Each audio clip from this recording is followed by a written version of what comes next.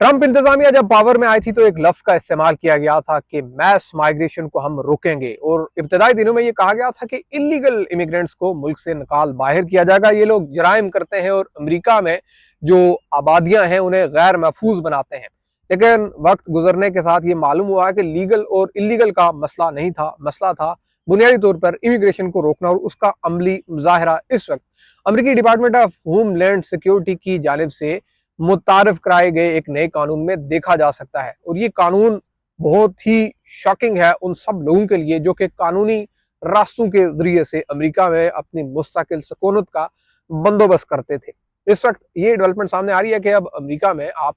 अगर कानूनी भी हैं और आप ग्रीन कार्ड अप्लाई करना चाहते हैं तो आपको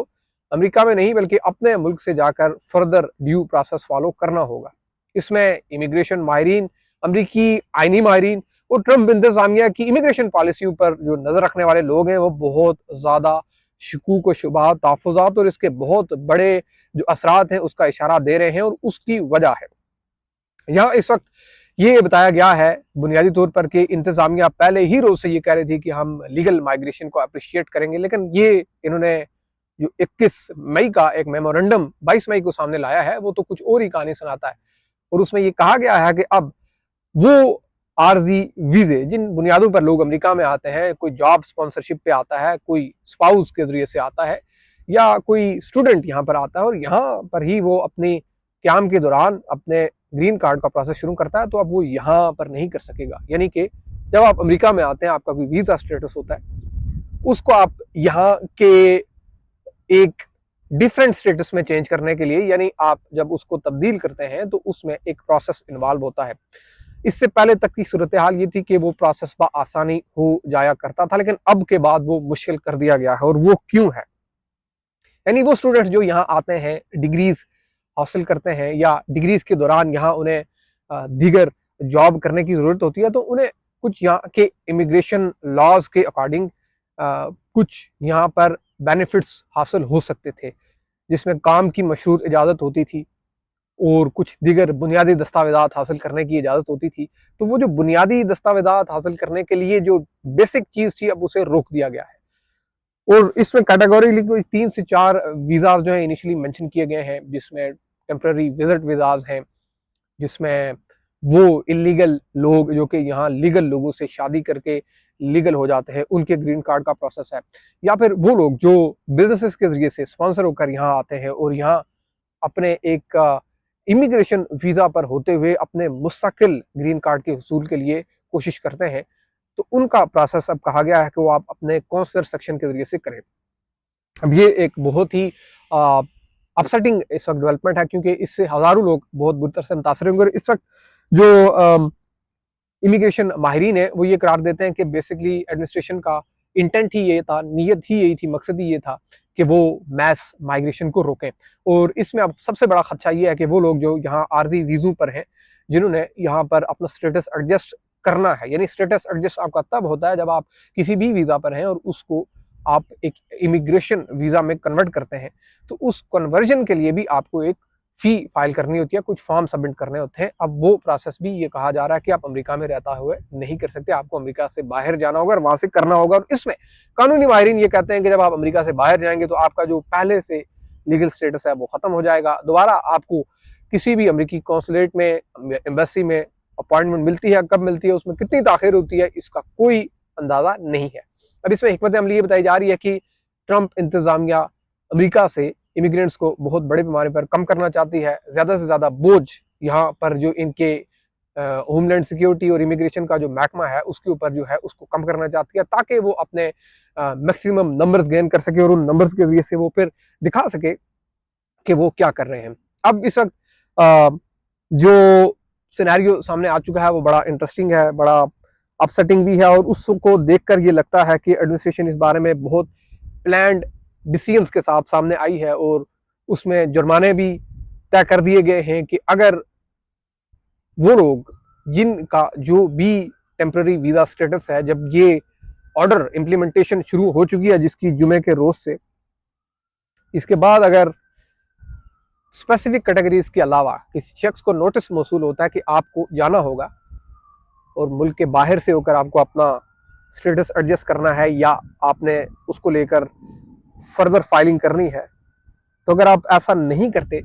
तो आपको पर डे $900 जुर्माना होगा और ये लाखों डॉलर्स का जुर्माना बनता रहेगा जब तक आप यहाँ पर मौजूद रहेंगे। तो ये एक रियल पेनफुल थिंग है जो कि इस वक्त सामने आ रही है। इसको लेकर सुप्रीम कोर्ट के कुछ रूलिंग्स का हवाला दिया गया है कि अमेरिकी सुप्रीम कोर्ट तो बारहा अपने रूलिंग्स में इकरार देती रही है कि अमेरिका का ग्रीन कार्ड हो या अमेरिका का स्टेटस एडजस्टमेंट हो, ये एक रियायत है जो कि स्वाबदीद है अमेरिकी हुकूमत की, ये आपका हक नहीं है। अब ये वो बात है जो इंटरप्रिटेशन सेक्रेटरी रूबियो भी बार बार कहते रहे कि हम ग्रीन कार्ड रिवोक कर सकते हैं, कि ग्रीन कार्ड जो है वो एक प्रिविलेज है, ये राइट नहीं है। और इस बारे में क्योंकि अमेरिकी सुप्रीम कोर्ट के अंदर इस वक्त अमेरिका में बर्थ राइट सिटीजनशिप का केस भी चल रहा है, वहां पर भी ये आर्गूमेंट्स हुए थे। लेकिन कुछ अमेरिकी माहिरीन ये करार देते हैं कि अमेरिकी जो कांग्रेस है उसने 1952 में बेसिकली कुछ ऐसी अमेंडमेंट मुतारफ करवाई थी जिसका मकसद ये था कि ये जो लोग एलियन होते हैं, एलियन वर्कर्स होते हैं यहाँ पर, वो स्पॉन्सर होकर आते हैं या टेम्पररी वीजा उस पर आते हैं, वो यहाँ से अपना ड्यू प्रोसेस फर्दर इमिग्रेशन के लिए करते हैं। तो उनकी प्रोटेक्शन के लिए कांग्रेस ने कुछ लॉज मुतारफ करवाए थे और उसमें यह था कि ताकि लोगों को सफर करना ना पड़े, अननेसेसरी सेपरेशन ना हो, उनकी इमिग्रेशन में डिले ना हो और उनकी फैमिलीज को हार्डशिप ना बर्दाश्त करनी पड़े। तो यहाँ लोग अमेरिकी कांग्रेशनल फाइंडिंग्स और कांग्रेशनल रूलिंग्स जो इमिग्रेशन के एक्सपर्ट्स हैं वो यहाँ पर सामने लाकर रख रहे हैं कि कांग्रेशनल फाइंडिंग रूलिंग्स और जो अमेंडमेंट्स हैं,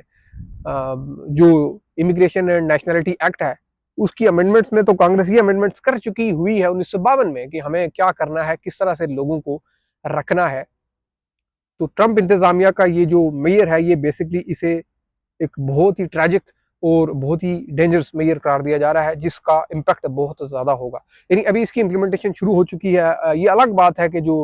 अमेरिका के अंदर इमिग्रेशन की बहुत सी ऑर्गेनाइजेशंस हैं वो इसके खिलाफ अब कानूनी चाराजोइयाँ करेंगी, वो इसके खिलाफ कोर्ट्स में जाएंगी और कोर्ट्स ये गालिब इम्कान है कि इस पर एक डिसीजन भी दे देंगी, इसको रोक भी देंगी।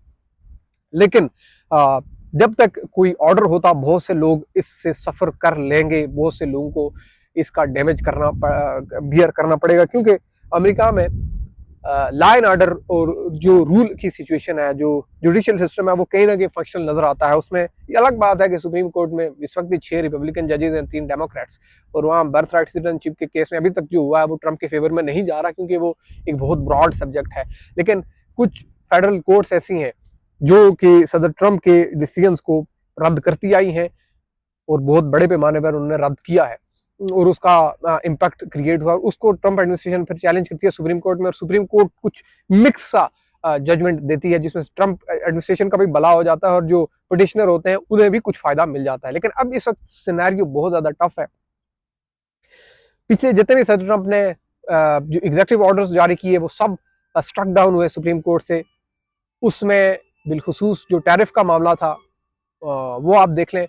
वो सुप्रीम कोर्ट ने उसको ख़त्म कर दिया था। इस तरह से कुछ दीगर ऑर्डर्स थे जैसे नेशनल गार्ड्स की डिप्लॉयमेंट थी बहुत से रियासतों में, ये सारी चीज़ें।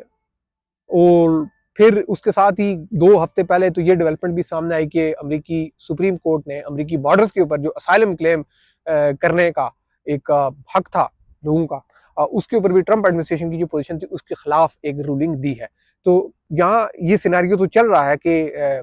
कोर्ट्स जो हैं वो ऑर्डर्स तो देती हैं लेकिन इम्प्लीमेंटेशन होने तक और वो जजमेंट्स आने तक बहुत सारा डैमेज डन हो जाता है। तो इस वक्त भी सिचुएशन यही है। जो मेरे सामने इस वक्त एक ड्राफ्ट मौजूद है वो मैं आपके सामने पढ़ देता हूँ जिससे आपको अंदाजा होगा कि ये जो पॉलिसी मेमोरेंडम है वो ये क्या कहता है। अब policy memorandum basically Trump administration इस वक्त जितने भी डिसीजंस कर रही है, ये अमेरिका की 250वीं जो एनिवर्सरी है, ज़ाहिर है वो इस वक्त बहुत नज़दीक है और उस मौका पर भी ये एक बहुत बड़ी अचीवमेंट अपनी प्रेजेंट करना चाहते हैं। तो पॉलिसी मेमोरेंडम में ये कहा जा रहा है कि जो एडजस्टमेंट ऑफ स्टेटस है वो एक स्वाबदीदी इख्तियार है, इंतजामी रियायत है और ये गैर मामूली सहूलत है जो कि दरख्वास्त देने वालों को मामूल के कौंसलर वीज़ा अमल से एक मुस्तस्ना करती है। यानी ये वो काम है जो आप कौंसलर से भी कर सकते हैं। तो ये हम आपको मुल्क के अंदर दे रहे थे, अब आप मुल्क के बाहर जाकर करें क्योंकि हम आपको ये कह रहे हैं। इसका मकसद ये बताया जाता है कि बेसिकली इमिग्रेशन और नेशनलिटी एक्ट की दफा 245 के तहत स्टेटस की तब्दीली एक स्वाबदीदी मामला और इंतजामी रियायत है और इसका मकसद इमिग्रेंट वीजों की मामूल के कौसर अमल की जगह लेना नहीं है। US citizenship and immigration services इस मुस्तकिल और दरीना मौकफ को दोबारा तोसी करता है और अमूमी पॉलिसी के तौर पर ऐलान करता है कि वो क्वारीन को उसी समझ बूझ के मुताबिक नाफिज करेगा। यानी ये यहाँ पर बहुत बड़ी डिबेट है कि जो अमरीकी इमिग्रेशन एंड नेशनलिटी एक्ट है, जो इमिग्रेशन के बहुत से कानून है, उन्हें मिस इंटरप्रेट किया गया है। ट्रंप एडमिनिस्ट्रेशन कह रही है कि हम उन्हें असल में रियल इंटरप्रिटेशन हम कर रहे हैं कि असल में जो ग्रीन कार्ड है वो एक प्रिविलेज है, वो राइट नहीं है। इसी तरह आप ये कह रहे हैं कि जो आप यहाँ किसी वीजे पर कानूनी तौर पर आते हैं और यहाँ आपको कोई जॉब अपॉर्चुनिटी मिल जाती है और उस जॉब अपॉर्चुनिटी की डिमांड यह है कि आपको वर्क ऑथराइजेशन चाहिए। अब वर्क ऑथराइजेशन लेने के लिए आपको कुछ फॉर्म सबमिट करने होंगे, उसके लिए आपको अपने वीजा की कैटेगरी इमिग्रेंट से नॉन इमिग्रेंट से इमिग्रेंट करना होगी, उसके लिए कुछ फॉर्म सबमिट करने होंगे। अब वो जो फॉर्म सबमिट करने का मामला है उसे कहते हैं एडजस्टमेंट ऑफ स्टेटस। अमरीकी इंतजामिया कह रही है कि वो नहीं होगा, अब उसके लिए आप वापस अपने मुल्क जाएं और वहां से करें। अच्छा, इसका पस मंजर भी इन्होंने कहा, ये मैं मेमो आपके सामने पढ़ रहा हूँ कि ये तवील अरसे से तयशुदा उसूल है कि हर वो गैर मुल्की जो स्टेटस की तब्दीली के तमाम दीगर अहलियती तकाजे पूरे करता हो लाजमी तौर पर स्टेटस की तब्दीली हासिल नहीं करेगा, क्योंकि ज्यादातर दफात के तहत स्टेटस की तब्दीली सिर्फ स्वाबदीदी इख्तियार और इंतजाम रियायत के तौर पर दी जाती है। फिर ये कह रहे हैं बोर्ड ऑफ इमिग्रेशन अपील्स ने मुसलसल स्टेटस की तब्दीली को एक गैर मामूली नोयत के करार दिया जो मामूल की इमिग्रेशन तरीकाकार से हटकर दी जाती है। बोर्ड ऑफ इमिग्रेशन अपील्स ने यह भी कहा है कि स्टेटस की तब्दीली का मकसद बाकायदा कौंसलर वीजा जारी करने के अमल की जगह लेना या मुस्तहक केसेस में दिया जाना नहीं है। यानी कि जो वीजा आपको स्टैंप होता है और जो अमेरिका के अंदर रहते हुए आपका वीजा स्टेटस चेंज होता है, नॉन इमिग्रेंट से एडजस्टमेंट ऑफ स्टेटस में जाता है या अमेरिका में लीगल एलियन का आपको स्टेटस मिलता है, वो टोटली एक डिफरेंट चीज़ है। वो आपके ऊपर मेहरबानी है, करम है अमेरिका का, आपके लिए वो नरमी है कि आप कानूनी तौर पर अमेरिका में आए। इस मेमो में कहा गया कि सुप्रीम कोर्ट ने भी बारहा स्टेटस की तब्दीली को कोई हक नहीं बल्कि रियायत करार दिया और निचली अदालतें भी इसे इंतजामी रियायत का गैर मामूली अमल करार देती रही हैं। ये सहूलत गैर मामूली इसलिए भी समझी जाती है क्योंकि ये गैर मुल्की दरखास्त दहिंदा को अमेरिका छोड़े बगैर कानूनी मुस्तकिल रिहाइश हासिल करने के लिए मामूल के कौंसलर वीजा अमल से बचने की इजाजत देती है। बोर्ड ऑफ इमिग्रेशन अपील आज भी ये मौक़िफ़ रखता है कि स्टेटस की तब्दीली का मकसद बाकायदा कौंसलर वीजा अमल की जगह लेना नहीं है। यानी जो स्टिकर वीजा लगता है दैट इज समथिंग एल्स, और जो अमेरिका में आपको कुछ दस्तावेजात मिलती हैं दैट इज मेहरबानी from United states of America. That is the case. अब इस पर बहुत ज़्यादा यहाँ पर रद्द अमल है, हम फर्दर फॉलो आपके सामने रखते रहेंगे क्योंकि बहुत सी और सी चीज़ें चल रही हैं। Thank you so much for watching.